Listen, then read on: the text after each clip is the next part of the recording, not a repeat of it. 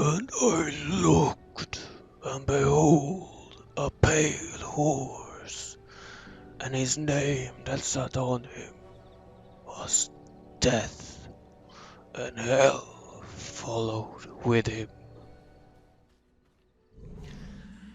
Hello there, gamers everywhere. I'm Swippy92 and I'm here with a V-Rising review. This has been long in the making. I know V-Rising has been out for quite a while and it has garnered a lot of players and quite a lot of attention, and rightfully so, as you will see from this review.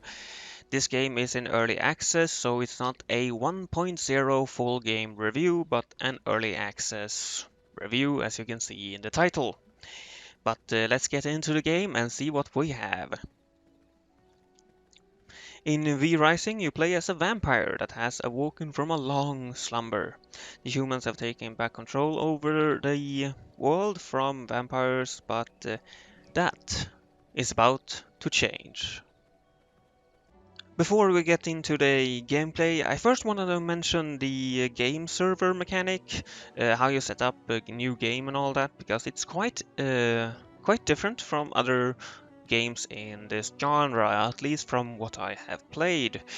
What I mean is when you start playing, you can either join a public world filled with other players that can kill you if the PvP is on, and they can also actually destroy your castle if that is on. You can tweak a lot of settings here, which we'll get to soon. You can also create your own game, tweak some settings, either make yourself a god or a peasant, if you so like.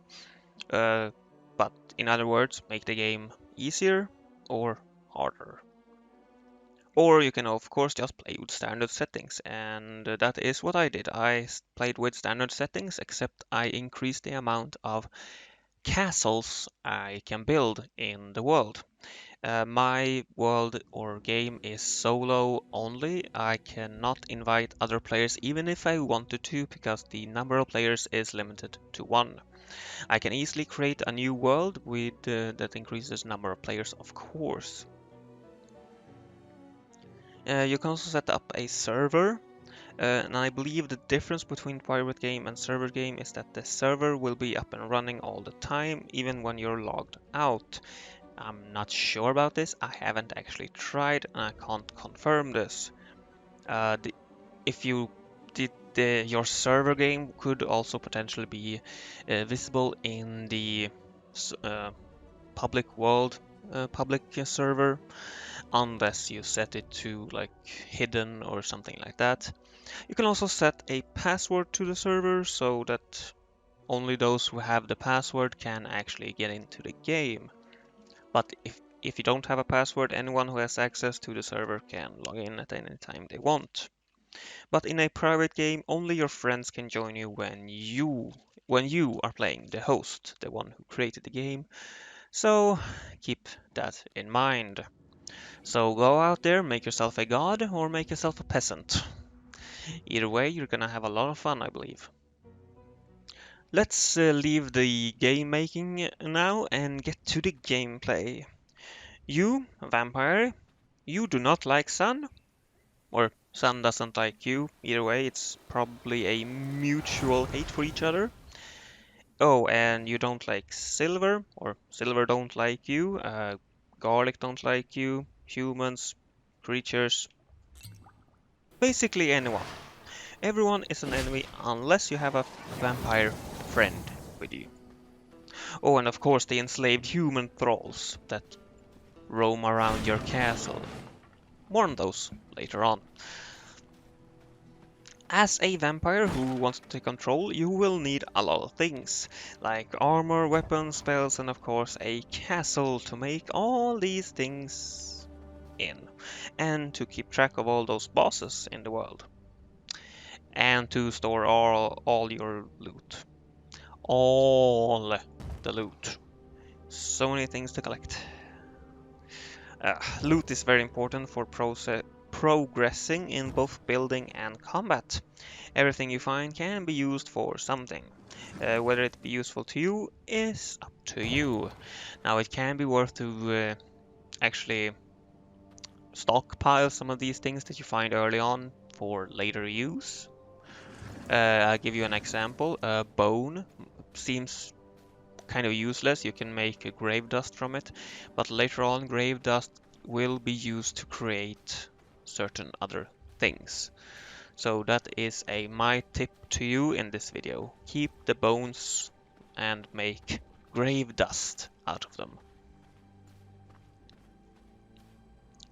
And you do have one friend amongst your enemies. Their blood. You need blood to live, and this needs to be drained from a living being. So skeletons, zombies, and other undead are immune to feeding. Makes sense.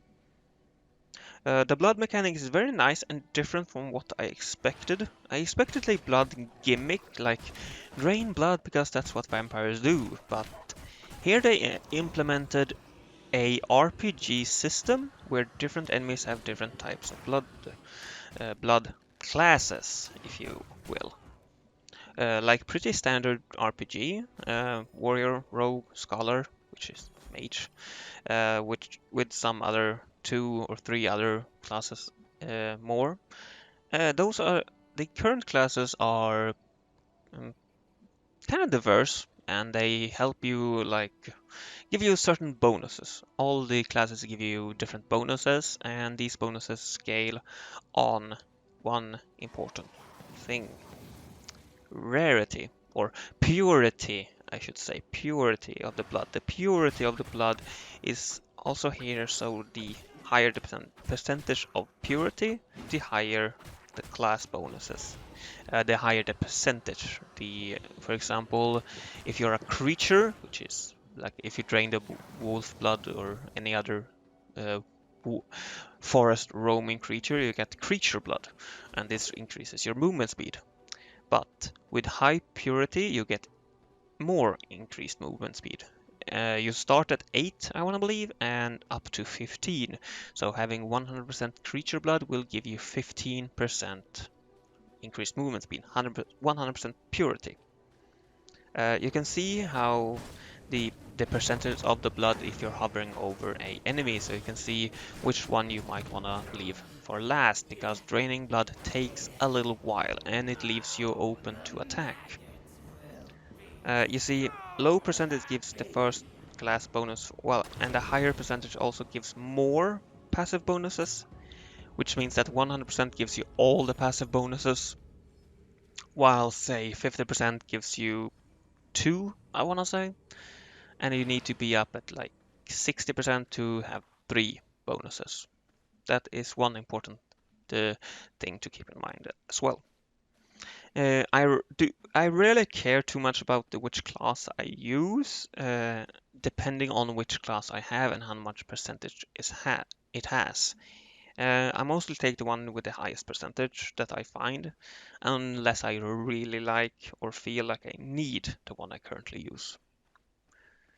Take care that no matter what blood percentage you have, the blood pool will drain, and if you reach 0, then you will start losing health, and you will need to drain someone fast, or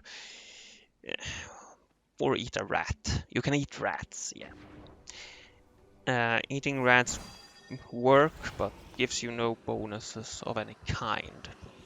But don't worry if you started draining and you can't find anything. You won't die because of it, but you will stop at 1 health, so that will leave you very open to getting killed by anything.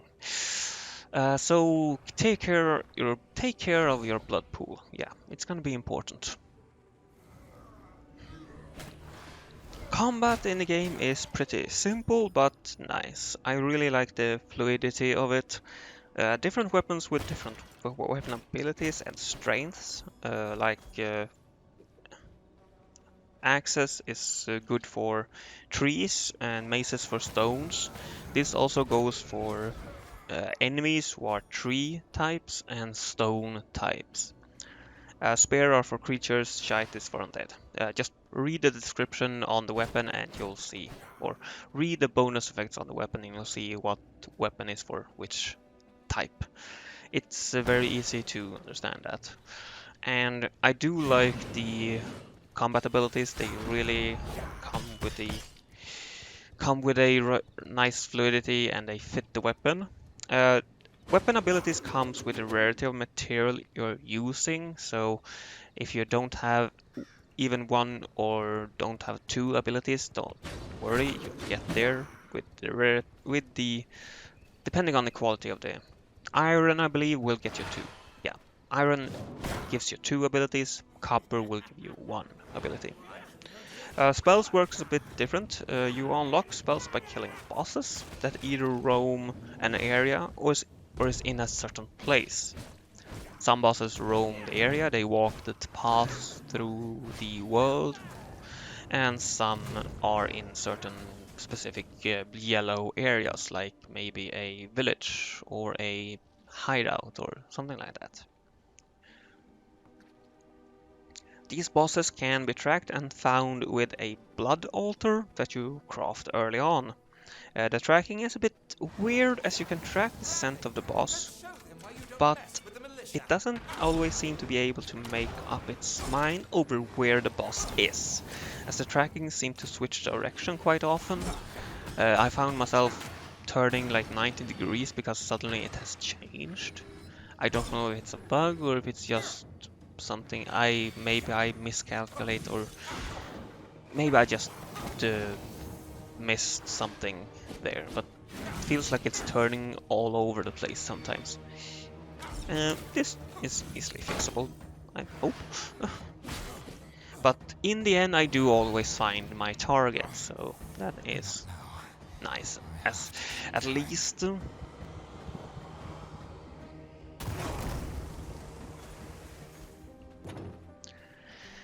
Now, V-Rising is a building game where you build stuff and you get to build your own castle, and it's pretty standard, but at times somewhat difficult to understand.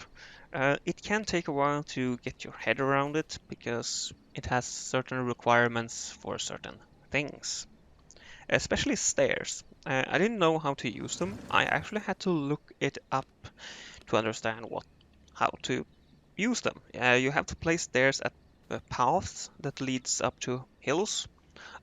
In the forest you can see hills, and you almost always have a path up there, so you can just walk up there. And if you want to place stairs for your castle, you can't build a second floor, unfortunately, but you can place stairs so that you can go up those paths. I mean, it's more of a decorative thing, the stairs in this case, it feels like, which is kind of disappointing in that aspect. But you have to place them on the path, not on the side of the path, on the path up the hill. All refining crafting stations also have bonus you can activate by having them in a closed off room. It doesn't need to be a small room, but a room, and you build a room by just, I mean, walls and a entrance. It doesn't have to be a door in the entrance, but as long as there's an entrance, it's a room.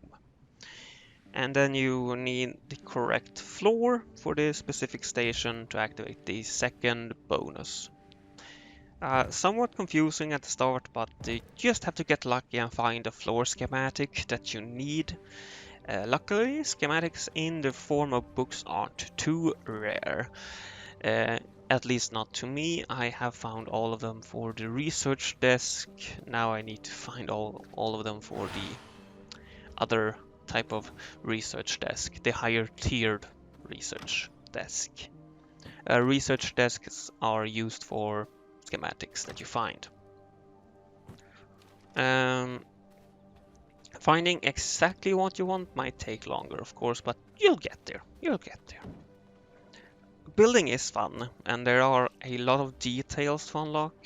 Many things to decorate your castle with, like windows, busts, statues, curtains, candles, spaces, and so much more. All of these details makes it a little sad that there isn't a third-person game camera like Portal Knights or Valheim, or even a first-person camera type like Skyrim. I would love to see all the obelisks and vases and the gargoyle statues up closer like that with that kind of camera. I can zoom in, so there's that. But yeah, would have loved to see all these details from another perspective. Now to the bugs that you almost expect with an early access, and I have encountered enough bugs to mention that there are bugs, but not much more than that, honestly. Nothing that's game breaking or anything like that. Uh, and as for issues I have with the game, well, for starters, on that you run very slowly, in my opinion. Now, as I said previously, my movement speed can of course be increased in wolf form.